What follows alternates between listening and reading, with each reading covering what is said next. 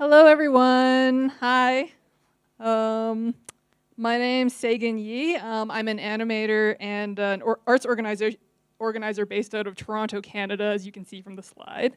I'm also the executive director of the Hand-Eye Society, which is a video game arts nonprofit dedicated to supporting video games as a means of creative expression. I'm actually giving a talk about that tomorrow at the Goethe Institute.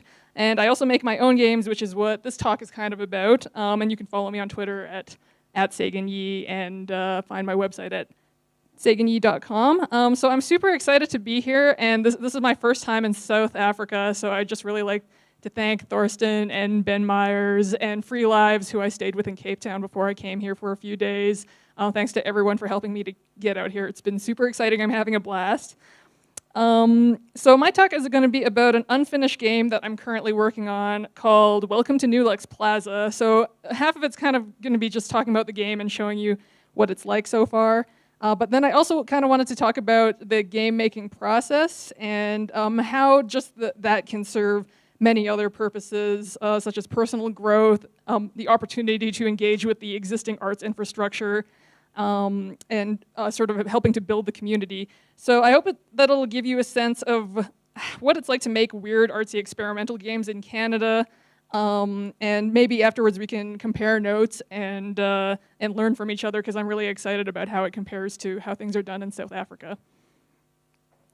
So just before I get into the game, a little bit of background about my previous game work. Most of it is alternative controllers, controller work, and some experimental art installation work. So a lot of it you can't just download and play.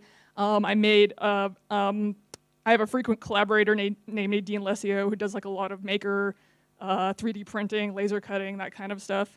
So we made a visual novel that's about cheating on your boyfriend, but you have to throw knives at the screen. And we also made a magical girl peripheral game that we managed to show at Indiecade a couple years ago. And then our current thing that we're working on is it's kind of like chess, but you wear dog chalk collars, and so the board electrocutes you if you don't play well. So most of my stuff is like this, but New Lux Plaza, that's the main menu screen. It's is the thing I'm currently working on, and when I describe it to people, I usually say it's a Star Fox 64 clone inspired by Vaporwave aesthetics. How many people know what Vaporwave is already? Okay, so about half. That's pretty good. So you play this office intern, and you're trying to deliver a highly encrypted pizza to the other end of a futuristic virtual shopping mall.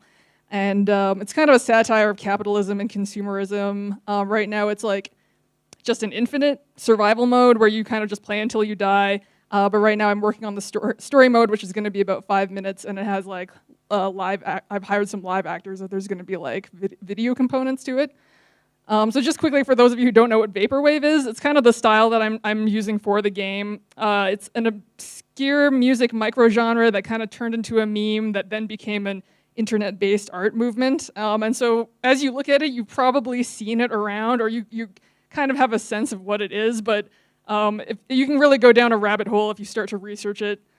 And I could do my whole talk on Vaporwave, but you can come ask me more about it later if you really aren't sure. And there's actually quite a few Vaporwave games already out there. Probably the first one is Mall Quest, which I think is 2012. And if you go on itch.io and just search Vaporwave, you'll get a bunch of hits for that. So here's some screenshots of what it looks like so far. I'm going to try and quickly do a demo of it. So it's pretty rough, but I will say this is the first. I don't have any programmer background, and so this is me basically using this game as a way to learn Unity and coding. So I didn't have any background on that before I started this, so this is me trying. I'm the only programmer on this game, so it's me trying to learn C# for the first time. So let's see if I can boot it up. And you cut a little bit of the main menu music there.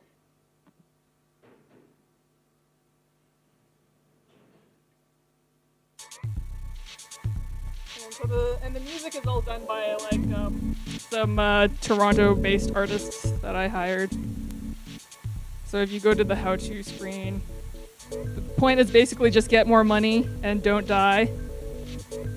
And firing your weapon costs money. These are the things that you can shoot for money. Mall security. That was like a model that a local artist made for me. And if you get health, that costs 2,000 Lux bucks.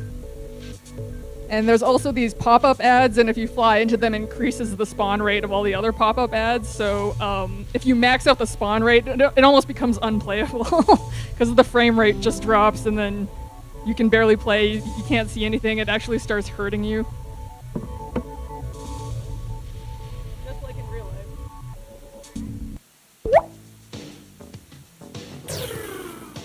So this is just the infinite. Oh.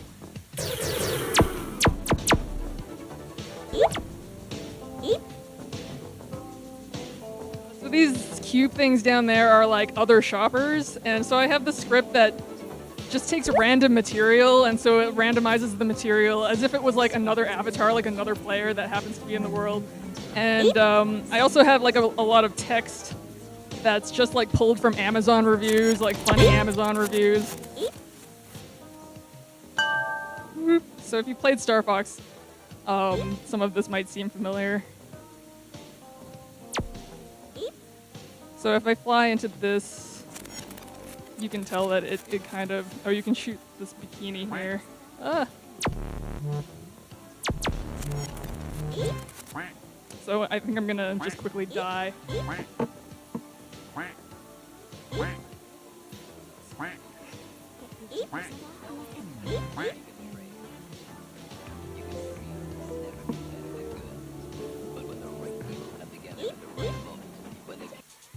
So that's like the infinite mode version where things just spawn randomly, but the story mode is like actually has a level design and things to collect, and you can meet dolphins and go underwater and meet dolphins and stuff. And there's like a video component too. So that's the main part of what I'm currently working on. So a lot of the assets are taken from like free assets from the Unity asset store, which is a great resource. There's also a lot of Turbo Squid assets in there. The sound, there's a lot of sound effects. Like I had some custom sound effects, but then a lot of it was also pulled from freesound.org, and like you can probably tell the classic Mac sounds are in there. Like you can just download those online and use those. And then I was taking like royalty-free images that I found on Google image search, and I would just like apply tons of Photoshop filters over them. I made this Centaur man from like two different, like a composite of two different images, and he's kind of like one of the main characters. And then the pop-up ads I made. So this is what happens when you max out the spawn rate and you just start getting hit. And there's just like all these random weird. I just wanted to play with like images and sort of the feeling of like the how 3D objects can just like clip into each other. So this will spawn just anywhere halfway through the floor. It doesn't matter. It'll still hurt you. But it's really hard to tell like what things will hurt you and what won't hurt you. And I just wanted to like sort of give this impression in people's minds of like, what am I even looking at? I'm having a response to this, but I don't know what it means. So just sort of trying to evoke the chaos of being on the internet, but like if Amazon was in the future and everyone was just living in it. And then these are the way that I was able to program kind of the avatars and the randomized text. I have a plugin which lets me put things into a Google Sheets, like a spreadsheet, and then it just randomly picks text and picks random materials and applies them and creates the avatar. So that's like a little bit of background of the technical, more the technical aspects of it. So I just want to go back to the beginning and talk a little bit about how it even got this far and how it relates to the kind of the other things I wanted to talk about. So the basis for this game actually started in 2013, and that was when I really wanted to learn Unity and have more creative control over my projects. So like I said, my background's in 2D animation. I don't have any programming or technical background. So I was using this online video tutorial. It was like a really long series called Cooking with Unity by Pushy Pixels, and one of them was teaching you how to make an on-rails shooter in the vein of Star Fox. But unlike other tutorials where they like do everything perfectly and record it and it's like, this is exactly how you do it, these guys would just live stream their entire, like they would just fumble their way through everything, record everything. And so I'd be following along not knowing anything about coding, and they, like 2 episodes later, they would realize they made a mistake and they'd have to go back and fix it. So I actually had to like go back and fix my programming because I was copying them. And so it took a long time to learn that way, but like it was actually awesome because I learned, you know, how to make mistakes in coding and how to go back and fix it, which a perfect tutorial is not going to do that for you. And so I was kind of like chugging along on that, but it was coming together really slowly, and I didn't have like that much incentive to finish it. I was working on like other game projects. And then I decided to apply for something that maybe is less familiar if you're doing games in South Africa, which is funding for the arts, for media arts. So in Canada, there's a fair amount of generous financial support compared to other countries. We have 3 main funding bodies at the national, provincial, and the municipal level. And I had actually been invited to be on the jury on one of them, which kind of gave me an insight into the application process. So that kind of gave me the insight and confidence that I needed to apply with my own game. And the arts councils were just starting to get into thinking of video games as art as well. So they had been reaching out to the community and saying, you know, we don't get enough video game applications. You know, where are all you guys? And we were like, oh, good point. Like, we'd never thought of it before. So I applied and got about $16,000 from the TAC and the OAC, and most of that is going to living expenses, and the rest is to artistic collaborators. So it's a very simple budget. And the main benefit was just allowing me to not have to take on a 3rd job to support myself while working on the game throughout 2017. I know a lot of people are like, oh man, it would be so awesome if we had access to this kind of funding in our country. But really, it doesn't really change your habits or you know, your process. It just means people will get paid to do things, which like is a big deal. But the end result, like the games, can still be awesome if you don't have a lot of money. So these are some of my collaborators, and I put the credit screen up here so you can kind of see who was involved. So a lot of these people were friends or people whose work I admired. Most of them are local, but there was like 2 Japanese musicians that I had met that I wanted to work with, and they had always wanted to do music for video games. And so there was like a couple 3D modelers, musicians, audio engineers. The one in the upper left corner is a collective called Tough Guy Mountain, and they do these like weird corporate satire performance art pieces. And I forget exactly how I met them, but I think I was like tweeting about my Vaporwave game, and they was like, oh, that's totally our style too. And so that's kind of how I met them.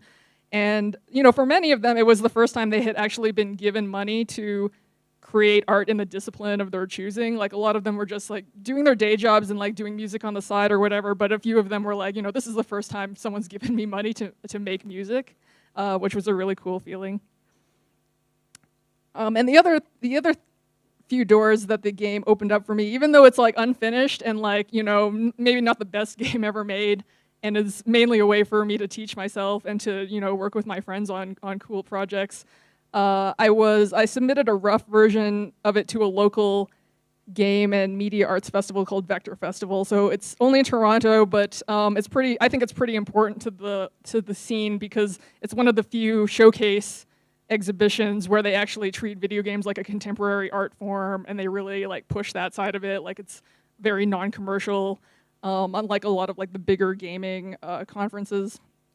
And so that was like sort of my first time exhibiting solo personal work in a contemporary arts context, which was pretty exciting. And then I was also invited to give an hour-long keynote at Different Games conference in Toronto, and it's usually held in Brooklyn. But this was a really good opportunity for me to be able to put the game in front of people and to speak as an individual artist with like my own creative vision, and not like as an organizer or part of a larger team, which had been my previous experience.